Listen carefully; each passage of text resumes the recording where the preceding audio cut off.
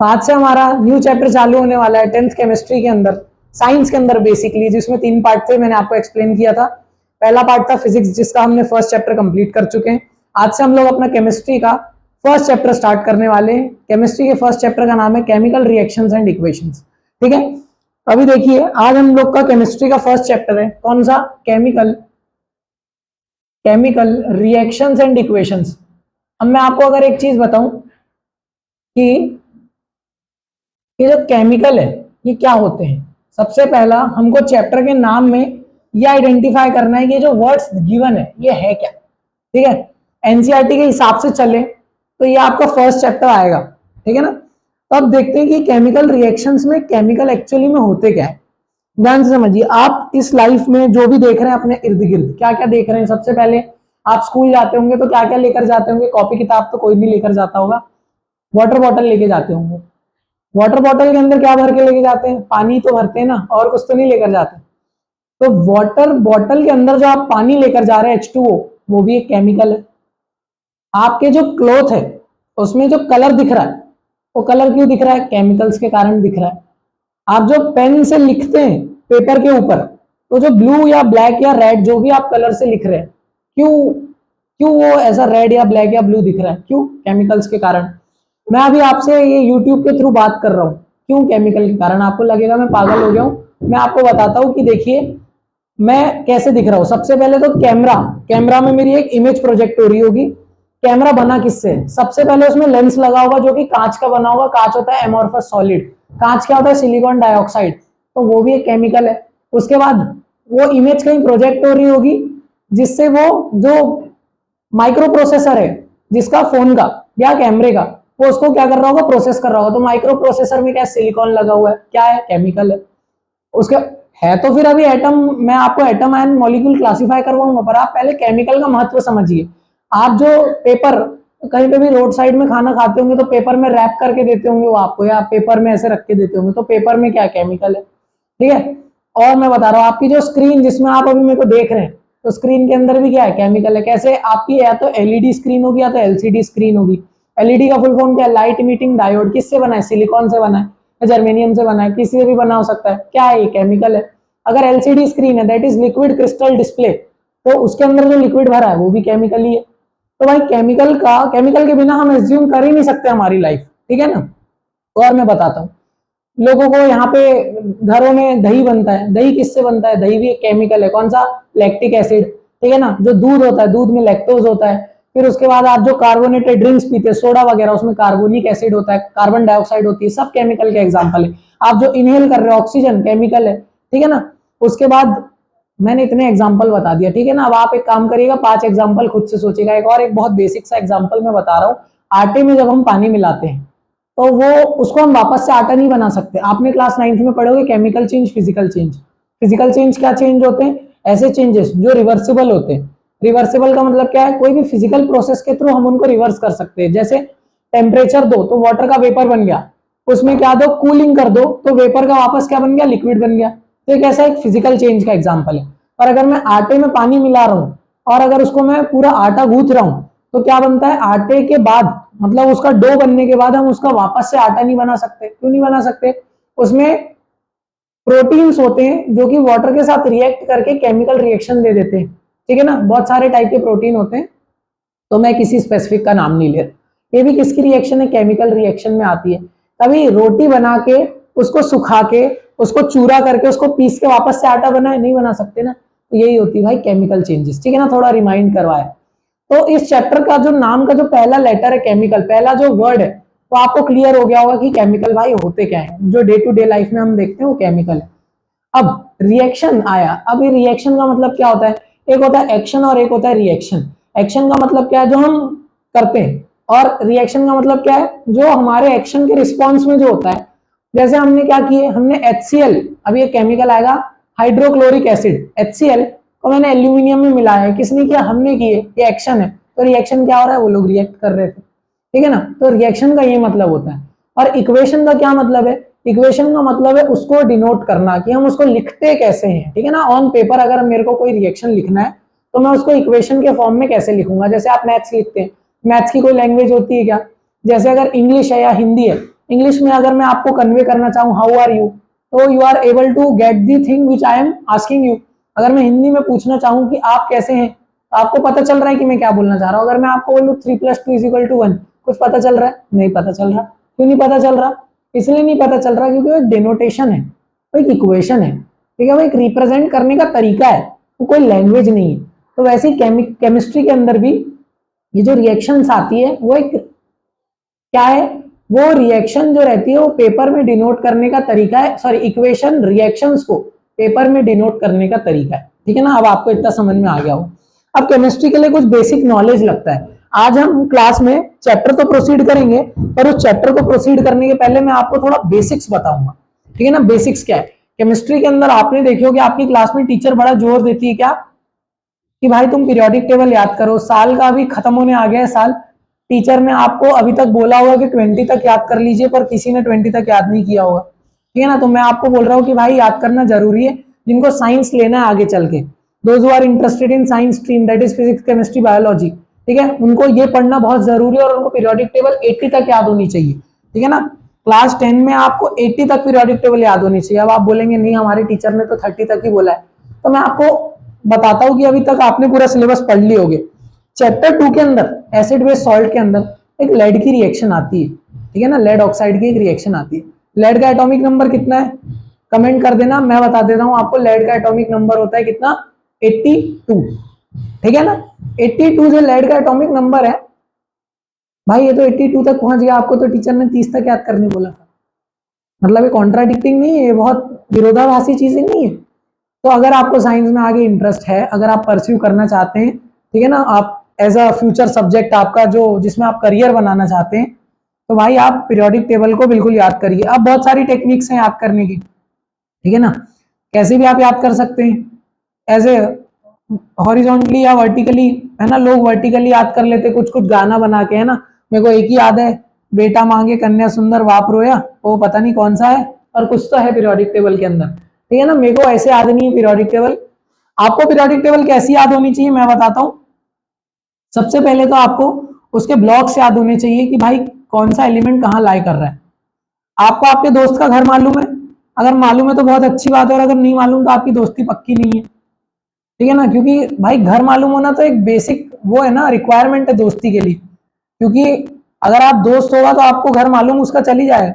Same चीज है elements के साथ। अगर आप किसी एलिमेंट पे ऑपरेट कर रहे हो या किसी एलिमेंट से आपको जरूरत है, तो आपको उसका, अभी मैं बताऊंगा पीरियोडिक टेबल में आगे चल के, खैर चैप्टर कट गया पर बेसिक नॉलेज जरूरी है, ठीक है ना।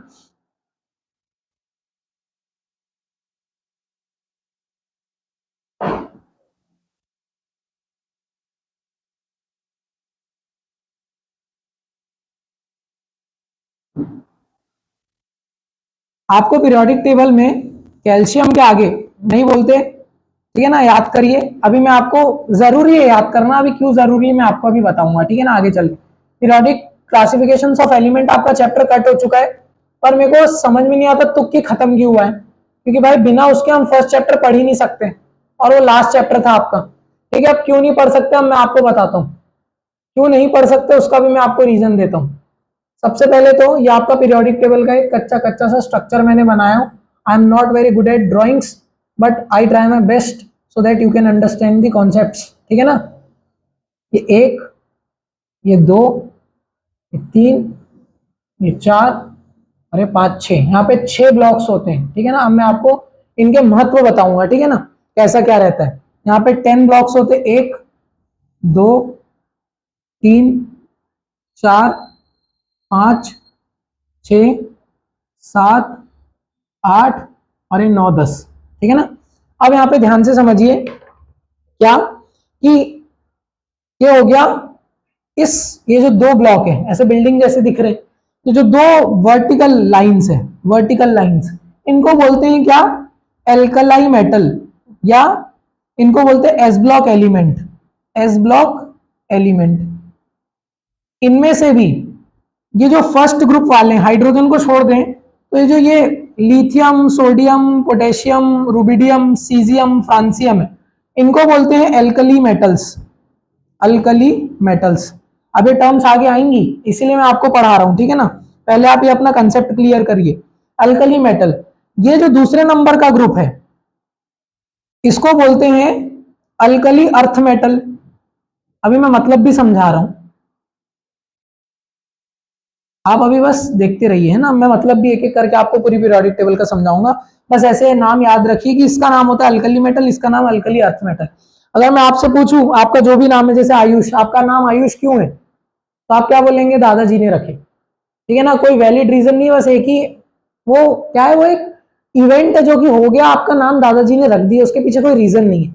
तो सेम इनके नामों के भी पीछे रीजन है, आ रहा हूं, है ना, क्यों रखे अभी मैं बताता हूं, ध्यान से समझिए। इसके बाद आएगा, यहां पे मैं डी ब्लॉक एलिमेंट को थोड़ा अलग से लिखना चाहूंगा। कैल्शियम के बाद आता है scandium, titanium, vanadium, chromium, manganese, iron, cobalt, निकल, कॉपर, जिंक। ठीक है ना। अब यहाँ पे ध्यान से समझिए, टाइटेनियम, आपने नाम सुने होंगे, जो भी मिस्टर इंडियन हैकर के चैनल को देखता है, हमारे खून में टाइटेनियम है बोलते हैं। तो खून में टाइटेनियम का क्या मतलब है, ये वाला एलिमेंट। एटॉमिक नंबर कितना, 22। एटॉमिक नंबर कितना, 22। अभी ध्यान से समझिए, जिंक। उसके बाद यहाँ पे आते हैं नॉन मेटल की टेबल। यहाँ पे मोस्टली आपको मिलेंगे नॉन मेटल, ऐसा नहीं है मेटल नहीं मिलेंगे, मेटल भी मिलेंगे, पर यहाँ पे आपको मिलेंगे जितने भी नॉन मेटल एवर नोन है, ठीक है ना, वो इधर साइड मिलते हैं। अभी देखिए, यहां पे आता है हाइड्रोजन के बाद हीलियम। ठीक है, थोड़ी शायद टिल्टेड बन गई पीरियोडिक टेबल, आप थोड़ा सा मैनेज कर लेना, ठीक है ना। हीलियम, उसके बाद लिथियम, बेरिलियम के बाद boron, carbon, nitrogen, oxygen, fluorine, neon. देखो भाई, मेरे को बोर्ड्स के नंबरों से मतलब नहीं है, आप कैसा भी करें, मेरा काम है, मैं यहाँ पे मैं साइंस पढ़ा रहा हूँ, तो साइंस जो होता है वो कोई 10th 9th 8th 7th का नहीं होता, साइंस साइंस होता है। ठीक है, तो अब मैं आपको बिल्कुल बेसिक से लेकर कंसेप्ट पढ़ा रहा हूँ, ठीक है ना, तो कंफ्यूज मत होना, चुपचाप अभी देखिए तो आपके कंसेप्ट बनेंगे। Boron, carbon, nitrogen, oxygen, fluorine, neon. ठीक है ना। फिर उसके बाद सोडियम, मैग्नीशियम, यहाँ पे आएगा aluminium, silicon, phosphorus, sulphur, chlorine, argon. Chlorine के नीचे आता है ब्रोमीन, ब्रोमीन के नीचे आता है आयोडीन, आयोडीन के नीचे आता है एस्टेटिन।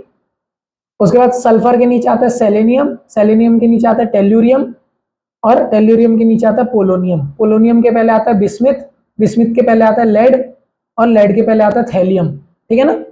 ऐसे आपको रैंडमली पीरियोडिक टेबल याद होनी चाहिए, कैसे याद होगी मैं बताता हूँ। उसके बाद आता है यहाँ पे आएगा इंडियम, ठीक है ना। इंडियम के पहले आएगा कैडमियम, और कैडमियम के नीचे आएगा मर्क्यूरी। ठीक है ना। यहाँ पे आएगा एसएन, और यहाँ पे आएगा एसबी। एसएन का मतलब होता है स्टेनस या स्टेनम, स्टेनम का मतलब क्या होता है, टिन को बोलते हैं स्टेनम। ठीक है ना। एसबी होता है सरबेरियम, ऐसे कुछ होता है, एस से आता है, मेरे को धीरे से नाम वो आ नहीं पा रहा है। ठीक है, अब नेक्स्ट चेक करते हैं अपन लोग। जिंक के बाद आता है gallium, germanium, arsenic, selenium, bromine, krypton. Krypton के नीचे आता है जेनॉन, जेनॉन के नीचे आता है रेडॉन, रेडॉन के नीचे आता है ओजी, पर उसकी जरूरत नहीं है, ओजी मतलब ओरिजिनल गैंगस्टर नहीं है। ठीक है ना भाई, चलो। उसके बाद yttrium, zirconium, niobium, molybdenum, technetium, ruthenium, rhodium, palladium, silver, cadmium. Silver के नीचे आएगा गोल्ड, और पैलेडियम के नीचे आएगा platinum. Barium, barium, lanthanum, hafnium, tantalum, tungsten, W बोले तो वुल्फ्रम, टंगस्टन का नाम वुल्फ्रम है, ठीक है ना, तभी इसका नाम डब्लू आया। शायद मैंने बताया भी वुल्फ्रम का नाम इलेक्ट्रिसिटी चैप्टर के अंदर, मैं जब heating effect of electric current पढ़ा रहा था, तो मैंने टंगस्टन का नाम बता चुका था, ठीक है ना। Rhenium, osmium, iridium, platinum. ठीक है ना। ये आपकी पीरियोडिक टेबल है भाई। अब मैंने क्यों लिखा है पीरियोडिक टेबल, थोड़ा सा आपको अभी वैलेंसी में आपको बड़ी दिक्कत जाएगी अगर आपने ये समझे नहीं। लोगों को AlCl3 होता है कि AlCl होता है कि NaCl होता है कि NaCl3 होता है, लोग यही घूमते रहते हैं, क्यों यहाँ पे 3 आया और क्यों यहाँ पे 3 नहीं आया, और ये पेपर में ये लिख के आ जाते हैं जबकि ये गलत है। समझ में आया। तो अगर आपको ये फॉर्मूले याद करने में दिक्कत जा रही है या पता नहीं चल पा रहा है कि बनते कैसे, तो आप इनको समझिए, ठीक है ना। अब सबसे पहले ये गलत फॉर्मूले में मिटा देता हूं, ध्यान से समझिएगा। इसको बोलते हैं S block, S block element. ये जो बीच में आते हैं इनको बोलते हैं डी ब्लॉक एलिमेंट। क्या बोलते हैं इनको, डी ब्लॉक एलिमेंट। अब यहाँ पे आप ध्यान दीजिए, मैं ना जो लेटर्स है, जो डी है, ये जो एस है, ये स्मॉल लिख रहा हूं, स्मॉल ही लिखिएगा, ठीक है ना। और यहां जो आते हैं इनको बोलते हैं पी ब्लॉक एलिमेंट। एक एफ ब्लॉक भी होता है, पर मैं अभी एफ ब्लॉक पे जा नहीं रहा, ठीक है। अभी आप बस 3 ब्लॉक पे काम करिए, एस ब्लॉक, पी ब्लॉक और डी ब्लॉक। जब आप 12th में जाएंगे, जब आप 11th में जाएंगे, सबसे पहले तो जो साइंस स्ट्रीम लेगा वो पढ़ेगा एस ब्लॉक एलिमेंट और पी ब्लॉक एलिमेंट में बोरॉन और कार्बन। अगर आप आज से 6 साल पहले 12th करते, 6 या 5 साल पहले, तो पी ब्लॉक एलिमेंट में 12th में आपको नाइट्रोजन, ऑक्सीजन, फ्लोरीन, नियॉन भी मिलता, और यहाँ एस ब्लॉक में आपको फिर से सब पढ़ना रहता। ये 12th का सिलेबस। आज भी जो 12th का सिलेबस है उसमें आपको डी ब्लॉक पढ़ना पड़ेगा। तो अगर आपको साइंस लेने में दिलचस्पी है, अगर आपको बहुत मजा आता है, तो आप ध्यान से पढ़िए, ठीक है ना। अभी देखते हैं पी ब्लॉक में ये जो ये वाला ग्रुप होता है, इनको बोलते हैं inert gas group, inert gas, या इन्हीं को बोलते हैं नोबल गैस। ये नोबल गैस बोले तो क्या, नोबेल किसको बोलते हैं, नोबेल, नोबेल एक्चुअली में एक प्राइज होता है। नोबेल एक साइंटिस्ट का नाम है जिन्होंने डायनामाइट बनाए थे, ठीक है ना, डायनामाइट की डिस्कवरी करी। नोबेल ऐसे लोगों को बोला जाता है, नोबेल पीस प्राइज सुने होंगे आपने, जो किसी से छेड़छाड़ी नहीं करते, चुपचाप अपने काम से काम, ठीक है ना, जो शांति में भरोसा रखते। तो ये एलिमेंट भी ऐसे ही है, ये रिएक्शन नहीं देते, रिएक्शन देते हैं और 12th क्लास में देंगे। 10th क्लास के अंदर ये इनर्ट है। समझ में आया कि नहीं आया। अब आप बोलेंगे भैया हमको 10th में गलत क्यों पढ़ाते हैं। बेटा जब तक आप गलत नहीं पढ़ेंगे तब तक आप सही कैसे पढ़ेंगे, ठीक है ना। इसके नीचे जो क्रिप्टॉन और जेनॉन आता है ना, ये बॉन्डिंग करते हैं, ये रिएक्शन देते हैं ऑक्सीजन और फ्लोरीन के साथ, पर 10th क्लास में नहीं है। 10th क्लास में सिर्फ इतना है कि नोबेल गैस है, किसी के साथ रिएक्ट नहीं करते, बस आपको अभी इतना दिमाग में रखना है, ठीक है ना। आगे की चीज अपन आगे देखेंगे। अब देखिए फ्लोरीन, क्लोरीन, ब्रोमीन, आयोडीन, एस्टेटीन, ये जो चीज है इनको बोलते हैं हैलोजन ग्रुप। और इनका नाम आप पढ़ेंगे कहां पे, इनका नाम आप पढ़ेंगे carbon and its compound chapter के अंदर। जब हेलो एल्कीन आएगा तब मैं आपको पढ़ाऊंगा कि hello means halogen denoted by x. समझ में आया कि नहीं आया। हेलोजन में हेलो का मतलब होता है, अब आप समझ भी लीजिए, हेलोस का मतलब होता है सी सॉल्ट। क्या होता है, सी सॉल्ट। और जन का मतलब होता है क्रिएटिंग या फॉर्मिंग, इसलिए इनको बोलते हैं हेलोजन। मतलब जो समुद्र के जो सॉल्ट बन रहे हैं उनमें हेलोजन ग्रुप कहीं ना कहीं है। जैसे NaCl समुद्र में है, तो Cl क्लोरीन कहां से आया, हेलोजन ग्रुप से आया। पोटेशियम फ्लोराइड KF कहां से आया, यहां से आया, फ्लोरीन ग्रुप से आया, ये हेलोजन ग्रुप से आया। उसके बाद जो भी मतलब आप सी सॉल्ट उठा के देख लीजिए, मेजॉरिटी जो एनायन होंगी वो हेलोजन से ही होगा, ठीक है ना। उसके बाद नेक्स्ट आते हैं ऑक्सीजन ग्रुप। इनको बोलते हैं क्या, इनको बोलते हैं चैल्कोजन।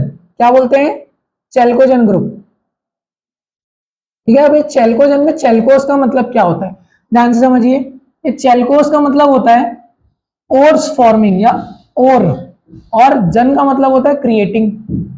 क्या होता है, क्रिएटिंग। तो और क्रिएटिंग ग्रुप को क्या बोलते हैं, चैल्कोजन। अब और क्या होते हैं, जितने भी रॉ फॉर्म में मिनरल मिल रहे हैं, जैसे कि आयरन ऑक्साइड से फिर हमने क्या किया, आयरन ऑक्साइड को प्रोसेस किया और क्या निकाले, आयरन, प्योर आयरन निकाले। कहां निकालेंगे, 3rd चैप्टर के अंदर, मेटल नॉन मेटल केमिस्ट्री का, ठीक है ना। जैसे कोई भी जिंक सल्फाइड, जिंक सल्फाइड और होता है, कॉपर सल्फाइड और होता है, आयरन ऑक्साइड और होता है, ठीक है ना। मर्क्यूरी सल्फाइड HgS होता है, सिनेबार। तो देखिए ऑक्सीजन भी यही है, सल्फर भी यही है। तो इस दुनिया में जितने भी और मिल रहे हैं, जितने भी बोले तो NaCl के लिए मेरी गर्दन मत पकड़ लेना, NaCl भाई मिलता है हेलोजन वाले से, पर कुछ कुछ एक्सेप्शंस रहते हैं, जैसे कि चैल्कोजन ग्रुप में। तो चैल्कोजन ग्रुप में जो ऑक्सीजन और सल्फर है, वो इसलिए इनका नाम क्या पड़ा, चैल्कोजन ग्रुप पड़ा, क्योंकि ये जो ये हैं ये बहुत मेजर कंट्रीब्यूशन दे रहे और क्रिएशन के अंदर, ठीक है ना। अब तीसरा ग्रुप आता है ये नेल्कोजन ग्रुप। इसको क्या बोलते हैं, पी नेल्कोजन। अब ये जो पी है साइलेंट होता है, नेल्कोजन ग्रुप। इसका नाम क्यों नेल्कोजन पड़ा। अच्छा, अब आप सोच रहे होंगे भैया ये तो हमने कभी सुने ही नहीं है, 10th के अंदर कहां से आ गया। भाई जो आप जो स्कूल में ओलंपियाड वगैरह होती होगी ना, साइंस ओलंपियाड, मैथ्स ओलंपियाड, ये मैथ्स ओलंपियाड और साइंस ओलंपियाड के अंदर आपको ये सब क्वेश्चन आते होंगे, आप ऐसे इनको छोड़ के आ जाते होंगे और आपको लगता होगा यार ये कहाँ के क्वेश्चन आ गए। भाई यही आता है, जितने भी तुम्हारी ये PM की जो इंटर्नशिप स्कीम्स है या PM की जो स्कॉलरशिप जो एग्जाम्स होती हैं, ठीक है ना, बहुत सारी होती है, कि KVPY होती है और पता नहीं दुनिया भर की होती है, उसके अंदर यही बहुत छोटे छोटे क्वेश्चन देते। और हमको लगता है कि यार हमने तो 10th में यार पढ़े ही नहीं, यार ये तो हमको आया ही नहीं, ठीक है ना। ऐसा नहीं है भाई, अगर आप डिटेल में पढ़ेंगे ये सब आपको कहीं ना कहीं हेल्प देगा, ठीक है। अब ये जो नेल्कोजन ग्रुप है, ये नेल्कोजन ग्रुप के अंदर ये जो P है तो साइलेंट है, नेलकोस का मतलब क्या होता है और जन का मतलब क्या होता है? सफोकेशन होता है। नेलकोस का मतलब क्या होता है? सफोकेशन। सफोकेशन का मतलब क्या? सफोकेशन का मतलब क्या? सफोकेशन का मतलब घुटन। अब आपको लगेगा भैया ये कहां से आया। अब मैं आपको इसका रियल लाइफ एग्जांपल बताता हूं। इमेजिन करिए आप अपने स्कूल के टॉयलेट में, आपको घुटन होती है कि नहीं होती? ठीक है ना, 90% लोगों को होती होगी। मैं उन 10 की बात नहीं कर रहा जो वहां पे भी, ठीक है ना। छोड़िए। तो नेल्कोजन का मतलब होता है सफोकेशन और जन का मतलब होता है क्रिएटिंग। अब ये सफोकेशन कहां से आया? इस ग्रुप के जो कंपाउंड है वो सफोकेशन क्रिएट करते हैं जो हाइड्राइड से बेसिकली, जैसे कि NH3। NH3 क्या है? अमोनिया। और एक मेजर प्रोडक्ट है यूरिन में, ह्यूमन यूरिन में NH3 is a major product. ठीक है ना, आपने स्टडी किए होंगे कहाँ? एक्सक्रीटरी सिस्टम के अंदर, किडनी के अंदर, नेफ्रॉन के अंदर। जब आपने वो ग्लोमेरुलस पढ़े होंगे, साइट फॉर अल्ट्राफिल्ट्रेशन पढ़े होंगे, तब आपने 3 चीज पढ़े होंगे। क्या क्या? यूरिया, यूरिक एसिड और अमोनिया। तो ये अमोनिया NH3 है। समझ में आया कि नहीं आया? तो बायोलॉजी में भी चलेंगे, ठीक है ना, कोई दिक्कत नहीं है। अभी आप पहले केमिस्ट्री समझिए कि होती क्या है।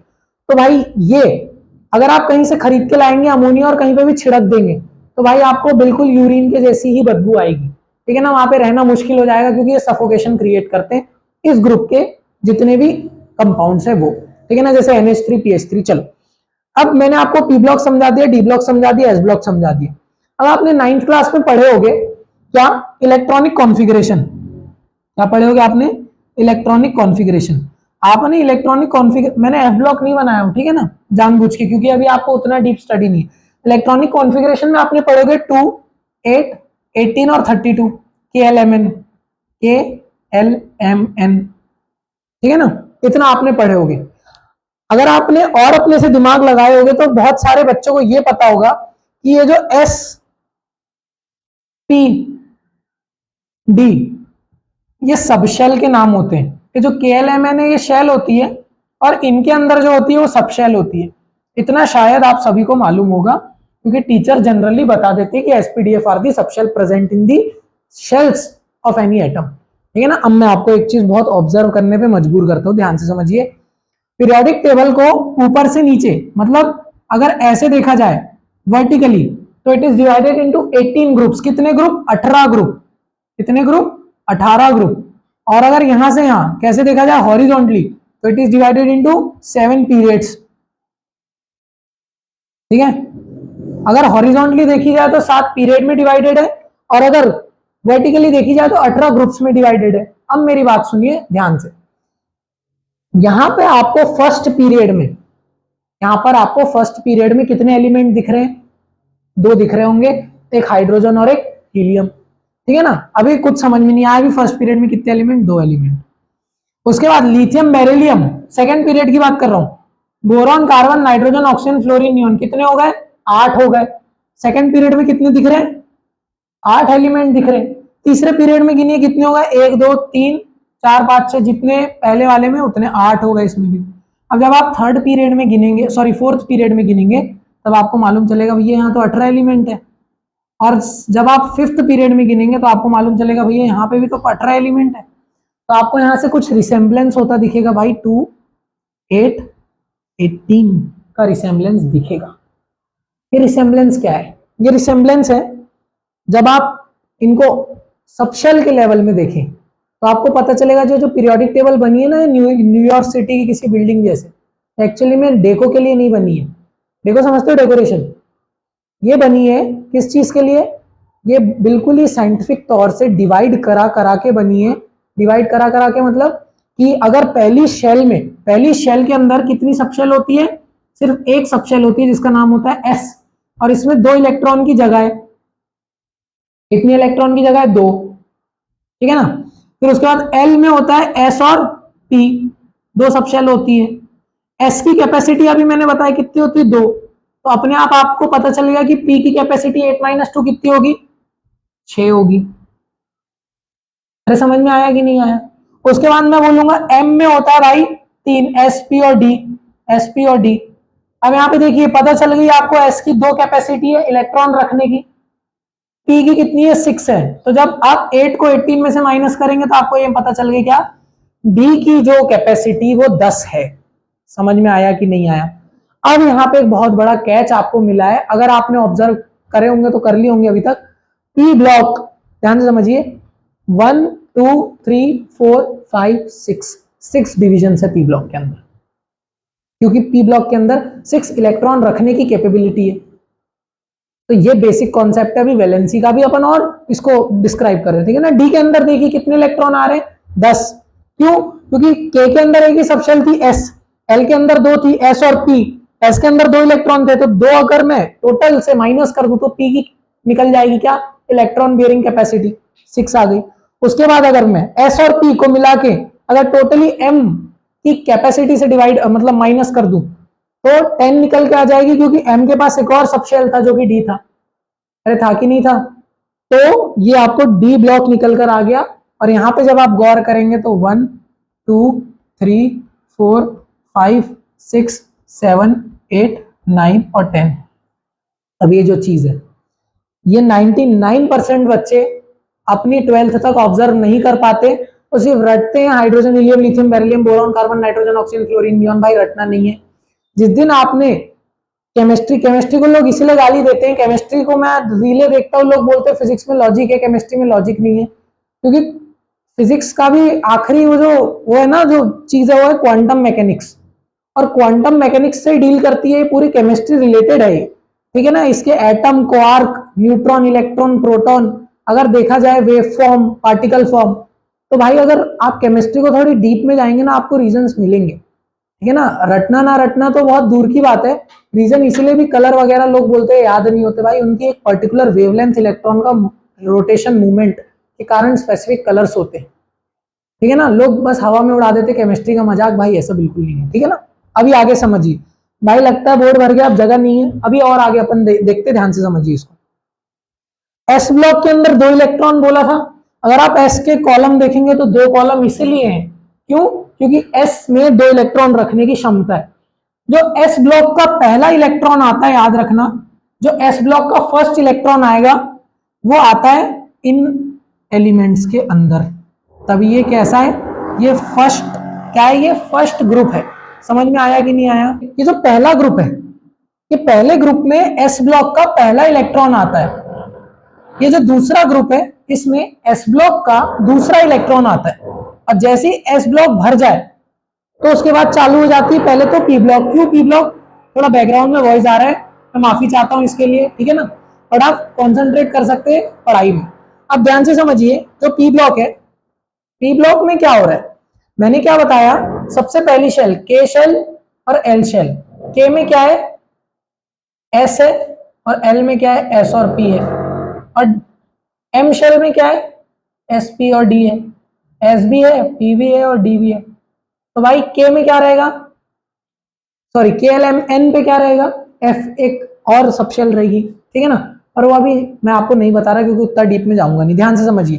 तो पहले ग्रुप में आपको कितने एलिमेंट मिल रहे हैं, पहले ग्रुप में आपको 2 एलिमेंट मिल रहे हैं, दूसरे ग्रुप में आपको 8 एलिमेंट मिल रहे हैं, क्योंकि देखिए एल में 8, तीसरे ग्रुप में आप बोलेंगे भैया हमको तो 18 मिलना चाहिए पर कितने मिल रहे हैं, 8।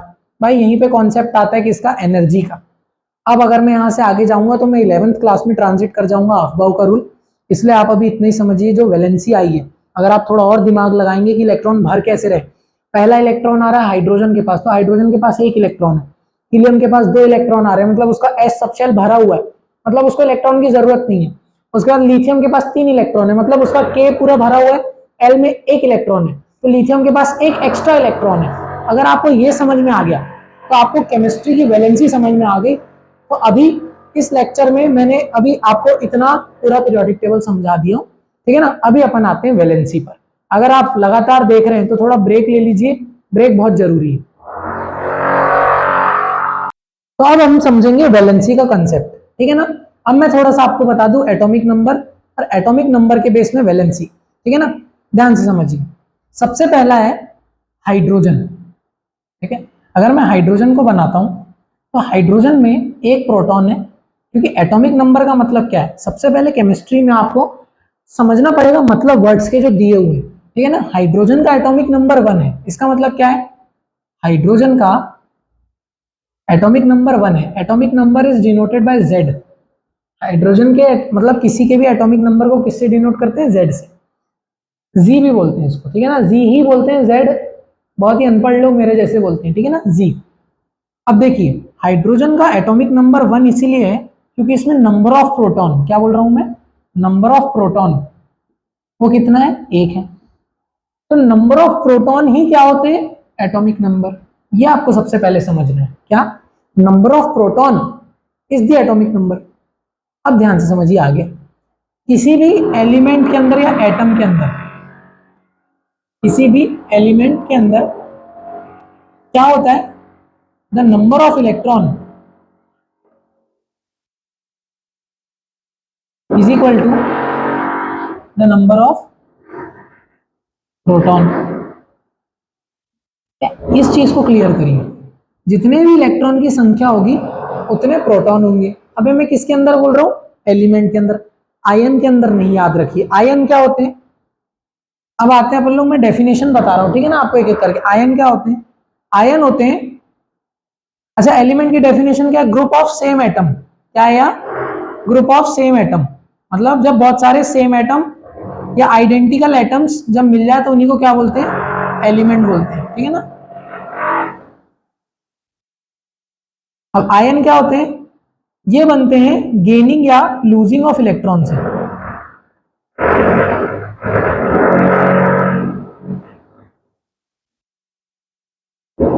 जब गेन ऑफ इलेक्ट्रॉन होता है तो ये पॉजिटिव आयन, सॉरी जब गेन ऑफ इलेक्ट्रॉन होता है तो ये नेगेटिव आयन बनाते हैं, और जब लूज ऑफ इलेक्ट्रॉन होता है तो ये पॉजिटिव आयन बनाते हैं। नेगेटिव आयन को बोलते हैं एनायन और पॉजिटिव आयन को बोलते हैं कैटायन, ठीक है ना। इसको बिल्कुल दिमाग में रखिएगा, कहीं नोट भी करते जाइएगा, क्योंकि पूरे साल भर हमको केमिस्ट्री में यही सब अभी प्रोसेस करना है, ठीक है ना, डेटा। अब यहां से समझिएगा एक और चीज, मैंने आपको आयन बता दिया, गेनिंग या लूजिंग ऑफ इलेक्ट्रॉन से बनते हैं। मेरे को आपको बताना था क्या होता है मॉलिक्यूल। जब दो, टू और मोर देन टू एलिमेंट जुड़ते हैं या एटम जुड़ते हैं टू फॉर्म अ प्रोडक्ट, उसको बोलते हैं मॉलिक्यूल। जैसे मैं बोलूं H2O क्या है, H2O एक्चुअली में है कंपाउंड, और H2O का होता है, अगर मैं एक H2O मॉलिक्यूल की बात करूं तो मैं उसको मॉलिक्यूल बोलूंगा, क्यों, क्योंकि ऑक्सीजन का एक एटम और हाइड्रोजन के दो एटम जुड़े हैं। कि नीचे सबस्क्रिप्ट में दो लिखे होने का क्या मतलब होता है, कि एक मॉलिक्यूल के अंदर, मतलब एक बड़ी यूनिट के अंदर दो एटम है। इसको आप ऐसे समझिए, एक घर है तो घर कितना है, एक। अगर मैं पूछूंगा उसमें लोग कितने, तो उसमें कितने भी 4 या 5 हो सकते, सपोज करिए 3, ठीक है ना। अब उसमें मेल कितने और फीमेल कितने, तो मान लो कि मेल है एक और फीमेल है 2। तो ऐसा आइडेंटिफिकेशन है भाई, कैसा, कि अगर एक ही एटम है एक से ज्यादा, तो जितने हैं मैं उसको सबस्क्रिप्ट में लिखूंगा एक घर के अंदर, ठीक है ना, और जितने अदर एटम है मैं उसके साथ जोड़े में लिखूंगा, ठीक है। और मैं उस पूरे को क्या बोलूंगा, एक मॉलिक्यूल बोलूंगा, एक एंटिटी बोलूंगा, स्टेबल। समझ में आया कि नहीं आया। एक मॉलिक्यूल आपने ऐसा बड़ी डॉक्यूमेंट्रीज में देखे भी होंगे कि ऐसे दो और एक ऐसा एक बड़ा सा बॉल जुड़ा रहता है, इसका ऑक्सीजन का रहता है और ये हाइड्रोजन रहता है। कई डॉक्यूमेंट्रीज में ऐसा दिखाते हैं कि हाइड्रोजन ये ब्लू कलर के बॉल्स होते हैं, रेड कलर का होता है, ठीक है ना। इसका मतलब क्या है कि एक वाटर मॉलिक्यूल के अंदर दो एटम है हाइड्रोजन के और एक एटम है ऑक्सीजन का, और इसको लिखते कैसे, ऐसे। टू को लिखेंगे सबस्क्रिप्ट के अंदर, क्यों, क्योंकि एटम्स की संख्या बता रहा है एक मॉलिक्यूल के अंदर, नंबर ऑफ एटम्स बता रहा है। अगर मैं इसको H2O2 लिखता तो क्या बन जाता है, कि H2O2 मॉलिक्यूल के अंदर हाइड्रोजन की संख्या कितनी है, 2, और ऑक्सीजन की संख्या कितनी है, वो भी 2। H2O2, तो H2O तो आपको मालूम है वाटर होता है, H2O2 क्या होता है, हाइड्रोजन परऑक्साइड। क्या होता है, हाइड्रोजन परऑक्साइड। अभी मैं बॉन्डिंग पे नहीं आ रहा, ठीक है ना, अभी मैं आपको बहुत बेसिक समझा रहा हूं। मैं उम्मीद करता हूं आपको समझ में आ रहा होगा। नहीं आ रहा तो भाई आप लेक्चर को दोबारा देखिए, आएगा आपको समझ में, ठीक है ना। बहुत आहिस्ता आहिस्ता देखिए, लग रहा है 0.75 पे कर लो, वीडियो को देख लो। और अगर समझ में आ रहा है तो भाई वीडियो तेज कर लो, 2x कर लो, ठीक है ना। अब आगे यहाँ पे ध्यान से एक और चीज समझिए। अभी मैंने आपको सबस्क्रिप्ट की कहानी बताया, ठीक है ना। अभी मैं आपको बताने वाला हूँ किसकी कहानी, ये जो सामने जो लिखा रहता है जिसको कोफिशिएंट भी बोलते हैं, वो क्या होता है, ध्यान से समझिएगा। आपने ऐसा भी लिखा हुआ देखे होंगे 2H2O, ठीक है। ये 2H2O क्या है? ये 2H2O का मतलब है, 2H2O मतलब ये जो सामने लगा है इसका मतलब वाटर के दो मॉलिक्यूल हैं। क्या है? वाटर के दो मॉलिक्यूल है, मतलब दो घर की बात कर रहा हूं। समझ में आया कि नहीं आया? अब दो एक जैसे घर है और एक जैसी फैमिली है, तो उनमें भाई लोगों की संख्या भी तो बराबर रहेगी, इसलिए इनके सामने दो आया। जब भी किसी चीज के सामने दो लगे, तो या तो अगर एटम के सामने लगे, वैसे लग तो जाता है, तो एटम की बात कर रहा है, और अगर सबस्क्रिप्ट में दो लगे तो इसका मतलब वो केमिकली बॉन्डेड है। क्या है? ये पूरी एंटिटी कैसी है? केमिकली बॉन्डेड है, केमिकली बॉन्डेड। और ये जो सामने लगा है ये बता रहा है कि वो कितने नंबर्स में, कितने नंबर्स का मतलब क्या है? कितनी संख्या में। तो मैं होप करता हूं कि इस लेक्चर में आपको सबसे पहले पीरियोडिक टेबल समझ में आई होगी, बेसिक एलिमेंट समझ में आए होंगे, उसके बाद क्यों ऐसी पीरियोडिक टेबल है वो समझ में आई होगी, इसका इंपॉर्टेंस क्या है याद करने का ये समझ में आया होगा, उसके बाद क्लासिफिकेशन समझ में आया होगा कि किस बेस पे पीरियोडिक टेबल बनी है, उसके बाद आपको एलिमेंट्स के बारे में थोड़ा थोड़ा मालूम चला होगा, उसके बाद सबस्क्रिप्ट में दो क्यों लिखते हैं, कोई भी नंबर क्यों लिखा जाता है वो मालूम चला होगा, मॉलिक्यूल के बारे में मालूम चला होगा, उसके बाद कंपाउंड के बारे में मालूम चला होगा, एटम के बारे में पता चला होगा, आयन के बारे में पता चला होगा। तो इस वीडियो लेक्चर में हमने बहुत कुछ कवर कर लिए। अगले लेक्चर से हम देखेंगे चैप्टर के बारे में। इस वीडियो के लिए इतनी। जय हिंद।